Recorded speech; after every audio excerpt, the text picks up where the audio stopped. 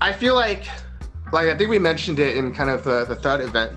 Our guidelines, our Southpaw Manifesto is like mental health, is right there with self-care. And I feel like that alone, taking care of your mental health, taking care of yourself, allowing yourself to feel joy, that in itself is like a radical act of self-defense. And then from that alone, is self-defense. Those are my views on it. If you've attended my class, then you know I always do breathing exercises before I get into any movement work. And it's because your mental clarity is so crucial in any of these incidences. And I don't wish anyone, harm, or that when I teach martial arts and self-defense, like, I really do hope you never have to use any of the things I teach you. You will live a life that is free from unnecessary violence. But in the event that you are, the first thing you need to, like, it's not a game of who has the bigger fist or the stronger kick. It's the game of who is in control of the fight. And that comes down to mental clarity. If you shut down, if you get paralyzed by fear because you had not considered that this could happen to you, you've lost. And I'm not saying because it's a fight as like there's a distinctive winner in the ring. I'm talking about your life. To be, to have a mental clarity means you have to have a really robust sense of mental health. That, not to say that's unshakable, but like, solid. And you know who you are and you're not easily influenced by a lot of different things. Not to say that the incident isn't scary, because all fights are scary as shit. I'm not going to pretend it's not. There's lots of different circumstances, but you being able to at least be in control of yourself makes you a really good fighter, even if you're exhausted. But to understand where you are in space, what the other person's going to do, to be able to still anticipate, to not get so, tunnel vision, closed-minded, you can only see this far, but to still maintain that control is invaluable. Like, that makes you a better fighter than anyone who can punch fast. To me, because that's what it takes. And that, that skill set can be applied in anything.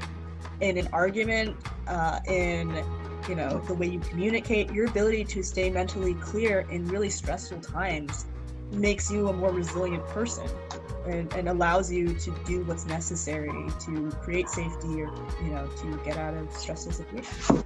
Yeah, I'll piggyback off that too. I feel like ultimately, like, training in self-defense, martial arts, any discipline isn't about getting rid of the fear at all. You've talked to a lot of fighters, almost every fighter except the ones that are bullshitting will say like, yeah, I'm always scared. There's always fear, even in a sports setting.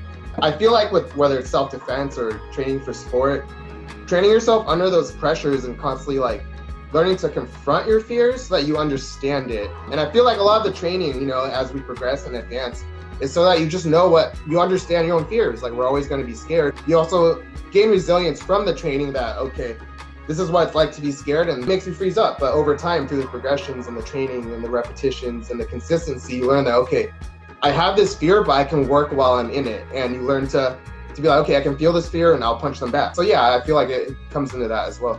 It's an outlet, and I'm so glad it was an outlet for me to process my anger in such a controlled space. When I was a young teenager, I think I would have been a much bigger asshole.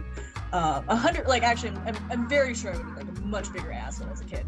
And as an adult, had I not gone through that process and how to deal with my frustration. And it was such a safe space for me to do so, because there wasn't a space for me to just scream and swear in school. There wasn't really a space for me to vent out a lot of the issues. Now granted, Minnesota's very white, so I'm surrounded by white men all the time. And it's something that I've just become accustomed to. I was already an aggressive, really tough person, but there was a certain part of that aggression, which I'm sure maybe a lot of people who identify as male, which is that you kind of hid behind the aggression. It became a shield. It became protective in a way, to almost disguise the frustration and the hurt and the other emotions. And I used it to feel a certain sense of strength, but that's not where strength necessarily comes from. So, and being the smallest one in the dojo, almost all the time, at times amplified that. So I had to come up with a different solution. And a really great way of doing that was that my senseis had held me back for like 6 months. Like I had all the skills, but I had no control over the anger, and they could not willingly move me up. And that's, beyond the belt, you can't consider someone that higher rank if they don't have that type of control. And so, essentially creating boundaries and drawing a line of like, we can't move you up. You're not considered a good enough practitioner if you don't have control. You can't just kick people in the face all the time and you think you can get away with it. It was an outlet, but I didn't do, talk therapy until much later in college. And I went through like 3 therapists in college, and then finally found one that was worth my time when I went into my early career as an adult. So that was what, 2 years ago? It can be a therapy if you can't afford therapy. We all know a whole month of a dojo is less than 1 session at a therapist's office if you don't have insurance. So it's its own form of therapy, and it's a more regular therapy. And so both, yes, and you could always use more. We had a lot of autistic students in our dojo, and so that was a small enough group where they could train being social with each other and social with those who were on the spectrum and those who weren't on the spectrum. And it was a really controlled manner of doing that. So in many ways, the dojo was like an experimental lab for everyone's problems, whether they had, addiction issues, whether they had family issues, whether they had anger issues. Like, we were all there for it. Yeah, I have a similar, very similar experience. I think, just having kind of an aversive, household growing up, parents adjusting, dealing with their own traumas. I'm not aware of that. I kind of bottled up a lot of my anger. And hid behind that because I felt like, as I got to my older teens, okay, people wouldn't mess with me as much if I just acted mean instead of being, emo and sad.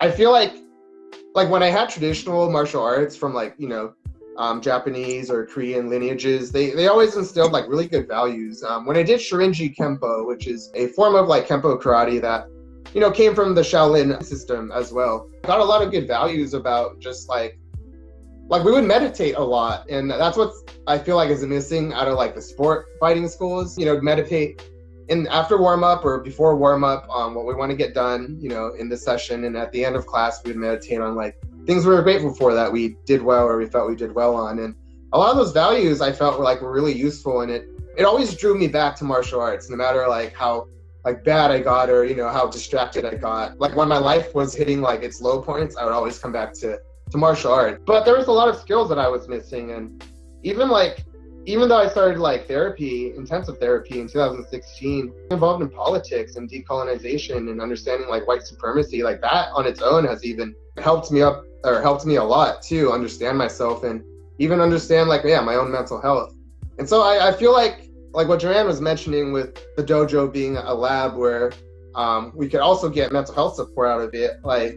I think before even getting involved with Taproots and being in the Viet Minh's healing group with David, started researching more on just peer support groups, because I understand that with therapy, it's a privilege thing. We don't have universal healthcare here, and it the best, some of the good therapy I got to save me really was because my family stepped in and helped me financially.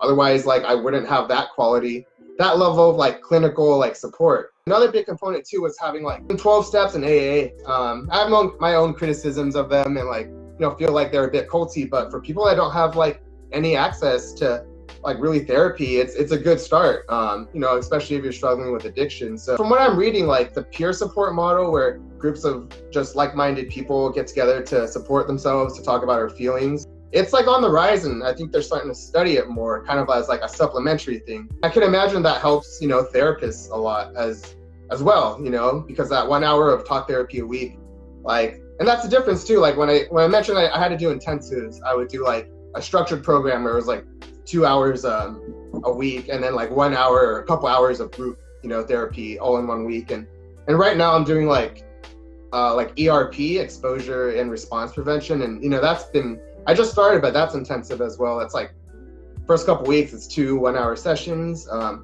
then learning skills. But ultimately, I think what I was trying to get at is I feel like martial arts, you know, can be like a peer support system, and I feel like that's part of what we're trying to build with Taproots.